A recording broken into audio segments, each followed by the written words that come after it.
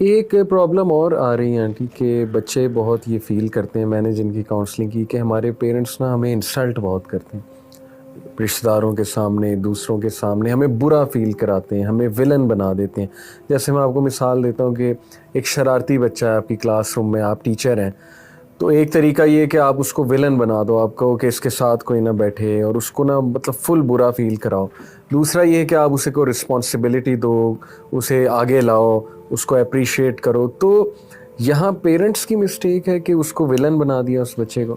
اچھا, اس کو ذرا تھوڑا سا پروفیشنل پرسپیکٹیو سے دیکھتے ہیں. ہم ٹیچرز ہیں نا, آپ بھی ہیں اور میں بھی ہیں, ہمیں ایسے ایک بچہ نہیں, ہمیں بہت سارے بچوں کا سامنا ہوتا ہے. تو پھر ہمیں جب سمجھ آ جاتی کہ یہ ہماری تقدیر ہے اور ہم اس کو لیفٹ آؤٹ نہیں کر سکتے, پھر ہم کیا کرتے ہیں, اس کو ڈفرینٹ قسم کی رسپانسبلٹی دیکھنے کی کوشش کرتے ہیں. ہم اس کے لیے کوشش کرتے ڈفرینسیشن, اور پھر انکلوژن کی تھیوری جو ہے, جو آج کل آٹسٹک لوگوں کو آؤٹ نہیں کرنے دے رہے, تو جا کے یہ بچے جو ابھی بھی نارمل کی رینج میں آتے ہیں, ان کو کیسے آؤٹ کیا جا سکتا ہے. اگین محنت ریکوائرڈ ہے, اور جو ہے نا thinking out of the box required ہے. ہم ٹیچرز کا کتنا اچھا دل کرتا ہے وہ جو لیکچر تیار کیا بس آ کے وہ دے کے تو آرام سے جو ہے نا وہ کاپیاں چیک کر لے. ایسا نہیں ہوتا, آپ کو پتہ ہی ہے کہ کس طرح سے کر کے کلاس میں موجود ڈفرینٹ جو وہ لرننگ سٹائلز ہیں ان کے ساتھ نبٹنا پڑتا ہے, اور ہمیں پتہ لگ رہا ہوتا ہے یہ بھی چیز انیٹ ہے.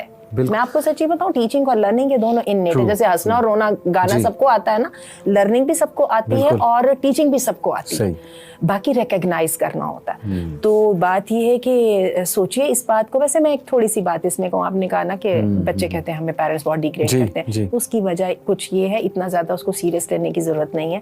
ہم نے شروع میں یہ بات کہی تھی کہ یہ جو جنریشن ہے نا, یہ بیچاری بہت سلو سیلف اسٹیم کا شکار ہے, اور یہ بہت ہی حساس ہے. اور یہ جو ہے نا مستقل اس کو ہر چیز آفینس کر جاتی ہے. ابھی ہم جا رہے تھے تو وہ ایک خاتون نے کوئی غلط سگنل وگنل کاٹا, تو میں نے کہا یہ خاتون ہوں گی نا, تو وہ میرے ساتھ میری اسی طرح ٹین ایجر بیٹی بیٹھی ہوئی کہنے لگی, امی اگر اس کو پتہ لگ گیا نا according to the new normal, اس کو خاتون تو کہنا ہی نہیں تھا, وہ ہی اور شی, وہ پروناؤنس کا مجھے جھگڑا چل رہا ہے نا, تو اس کو پتہ چل گیا, آپ نے خود ہی ایزیوم کر لیا کہ وہ ایسا.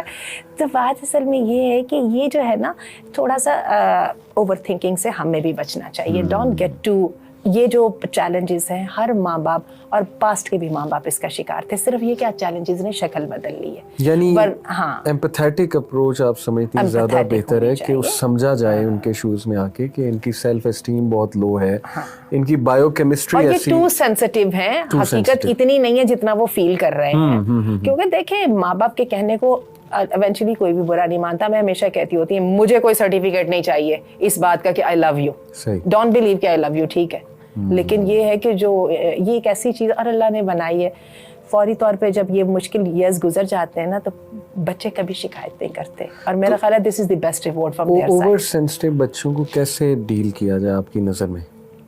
پیار دیا جائے بہت زیادہ, وہ تو اس سے بھی بگڑ جائیں گے, مزید اوور سینسٹیو نہیں ہو جائیں گے. یہ ہے آپ کو میں بتاؤں, اب چونکہ ہم ہر وقت یہ آٹسٹک بچے ہمارے سامنے آ رہے ہوتے ہیں, یہ سارے جو لوگ جو مینٹل ڈس آرڈر کے میں یہاں پہ بات کر رہی ہوں, اوور سینسٹیو نارمل حدود کے اندر والی بات نہیں کر رہی ہوں. جو نارمل حدود کے اندر ہر لڑکا ہی جو ہے نا وہ اس کا اٹینشن ڈیفیسٹ کا شکار ہوتا ہے, ہر جو ہے نا ٹین ایجر ہی اوور سینسٹیو ہوتا ہے. میں اس کی بات نہیں کر رہی ہوں. ہمارے ہاں جو واقعی سیریس ڈس آرڈرز کے ساتھ آ رہے ہوتے ہیں, بائی پولر ہیں, نارسسسٹ ہے, یہ سب لوگ, ان کے لیے کیا ہے ڈسپلن, ان کو ڈسپلن میں لانا ہے. اور کوئی ٹوٹل انسٹیٹیوشنز وہ ہوتے ہیں جو کہ بیہیویئر ماڈیفائی کرتے ہیں, some time on a aggressive level اور some time on a mild level. آپ کی جو مسجدیں ہیں یہ بھی ٹوٹل انسٹیٹیوشنز ہیں, schools total institution, semi total institutions ہیں, جیل خانے اصل ٹوٹل انسٹیٹیوشنز ہیں, ریہیبلیٹیشن سینٹرز اصل ٹوٹل انسٹیٹیوشنز ہیں. تو میں یہ سمجھتی ہوں کہ ایک بچہ جو ہے نا اس کی وہ ڈیزرو کرتا ہے کہ ایک گھر کے لیول پر اس کو ایک اچھا سسٹم کا اور ڈسپلن کا ماحول دے دیا جائے. اور میں آپ کو بتاؤں, ہم انسان جو ہے نا ہم نظام کو پسند کرتے ہیں, ہم سب کے سب. اگر ہم سم ہاؤ پیرنٹس بچوں کے ڈس ریگارڈ آف دیئر لائکنگ اور ڈس لائکنگ اگر ہم ایک سسٹم بنا لینا تو چلڈرن گو بائی دیٹ. نہیں, لیکن وہ پیرنٹس اگر کہیں جی کہ ہم نے سسٹم بنانے کی کوشش کی لیکن انہوں نے چھریاں نکال لی, جیسے وہ اگزامپل آئی, تو اس کیس میں میرے خیال وہ چھری ایک دم تو نہیں نکلی نا, وہ تو اس کے پیچھے ایک بیک گراؤنڈ ہوگا. آئی ڈونٹ تھنک سو کہ اٹ ہیپنڈ لائک دیٹ کہ جی ڈسپلنڈ ماحول تھا اور اچانک سے وہ ایڈکٹ ہو گئی موبائل کی. اور اس کے بعد جب میں اپنے بچوں کو ریز کر رہی تھی نا تو میں زمانے میں سپر نینی بہت شوق سے دیکھا کرتی تھی. सुपर नैनी जो है ना वो एक रियलिटी शो है ब्रिटेन का, और मैंने उसे बहुत कुछ सीखा था।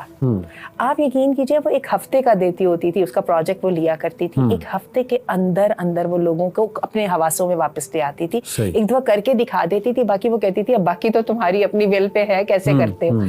तो वो क्या करती थी, जाते ही ना वो सबसे पहले क्या करती थी, सारी फैमिली को बिठाती थी, सारे बिगड़े बच्चे होते थे। अच्छा, उसके तो बिगड़े बच्चों में टोडलर्स भी होते थे, टोडलर्स के साथ कम्युनिकेट करना कितना मुश्किल है ना, लेकिन वो उनको सबको बिठाती थी और वो जल्दी से 2 या 3 रूल जो है ना वो चॉक आउट कर देती थी, इस वक्त पे ये करना है, इस वक्त पे ये करना है, और ये सारी फैमिली की उसके साथ होती थी, वो रूल्स यहाँ पे लगा देती थी। उसके बाद वो 2 या 3 दिन का जो टाइम होता था ना, उसके अंदर उसने कहती थी कि मैंने सिर्फ ये वॉच करना है कि हम whether we are going to go bye these rules और नॉट।